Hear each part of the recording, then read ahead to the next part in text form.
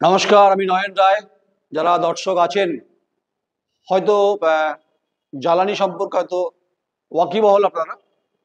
ভারতবর্ষের মানুষ জানেন জ্বালানির সংকট হলে কি হতে পারে, কিন্তু বাংলাদেশের 18 কোটি জনসংখ্যার যারা প্রান্তিক স্তরে যারা বসবাস করেন তারা জানেন না যে পাঙ্গার পরিবর্তিতে অবস্থার ক্ষেত্রে কি ঘটনা ঘটতে পারে। কথা বল না, পাঙ্গা কিসি সে লেনা নেই চাইয়ে। পাঙ্গা নিয়েছেন ডক্টর মোহাম্মদ ইউনূসের তত্ত্বাবধানে সরকার, তার ফসল গুনতে হচ্ছে। কারণ পাকিস্তান তো জ্বালানি দেয় না। পাকিস্তানে জ্বালানি উৎপাদনের ক্ষেত্রে অবস্থা কি? আফগানিস্তান দেয় না চীন, দেয় ভারত। তাহলে আপনাদের এত ক্ষুধার্তের পরিস্থিতি উদ্বেগজনক, খাবার দাবার নেই। শেখ হাসিনাকে ফোনালাপে বলতে হচ্ছে মোহাম্মদ ইউনূস সরকার কার্যত পাকিস্তানের পায়ে ধরছে। আমাদের প্রশ্ন আজকে অন্য জায়গাতে।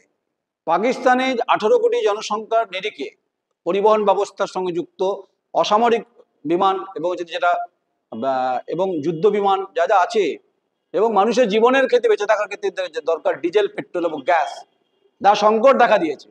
আরে গ্যাস থাকলে তবেই তো চাল ফোটাবেন আপনারা, চালটা ফুটিয়ে তবেই তো রান্না হবে। আরে যদি আপনি ডিজেল পান তবেই তো চাষ করতে পারবেন, নাহলে ওই বলদ দিয়ে চাষ করতে হবে। মূর্খের দল, আপনারা জানেন না কোথায় কার সঙ্গে পাঙ্গা নিচ্ছেন। তাই ভারত থেকে জ্বালানি যাচ্ছে আর আমাদের বিরুদ্ধে বিদ্রোহ ঘোষণা করছেন এই আলেম হুলেম বিভিন্ন নেতারা করছেন। তাহলে ভারতের মুখাপেক্ষি পেট্রোল, ডিজেল এবং গ্যাস এগুলো না পেলে বর্তমানে বাংলাদেশে যে অর্থনৈতিক অবস্থা সেটা কার্যত ভেঙে তছনছ হয়ে যাবে, হয়েও গেছে। তাই তাই বড় বড় কথা বিভিন্ন জায়গায় বলছেন, আপনারা বিএসএফ এর সঙ্গে, আমাদের বিএসএফ এর সঙ্গে বিজিবির লড়াই লাগিয়ে দিচ্ছেন, মাটির বাংকার বানাচ্ছেন, আর গ্যাস চাইছেন, পেট্রোল চাইছেন, ডিজেল চাইছেন ভারতের কাছ থেকে। আমরা দিয়েছি তো 25,000 মেট্রিক টন চাল তো দিয়েছি আমরা। তাহলে আমরা দিলাম না কোথায়? আর যে দেশ এত শক্তিশালী, 142 কোটি ভারতবর্ষের দেশ, অর্থনৈতিকভাবে সমৃদ্ধ আমরা, আমাদের সঙ্গে পাঙ্গা নিচ্ছেন আপনারা। উজবুকের দল, জানেন না, বড় বড় কথা বলছেন। সেয়ানা নাকি? 7 সেয়ানার 1 সেয়ানা ডক্টর মোহাম্মদ ইউনূস। আপনি হাড়ে হাড়ে টের পাবেন যখন জ্বালানি গ্যাস পাবে না, যখন গ্যাস জ্বলবে না। আরে কত উনুন জ্বালাবেন আপনি? উনুনে খাক হয়ে যাবে পুড়ে।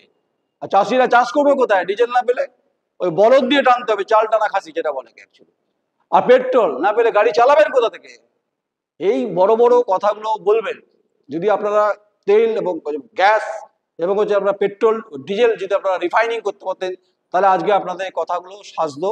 কিন্তু বাস্তবে সেটা হচ্ছে না।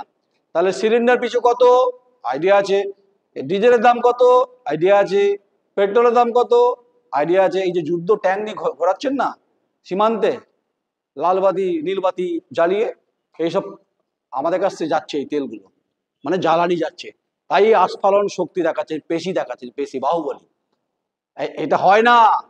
এই সমস্ত প্রশ্নের উত্তর ডক্টর মোহাম্মদ ইউনূস এই মানুষ করবে যখন জ্বালানি গ্যাসটা পাবে না, পেট্রোলটা পাবে না, ডিজেলটা পাবে না।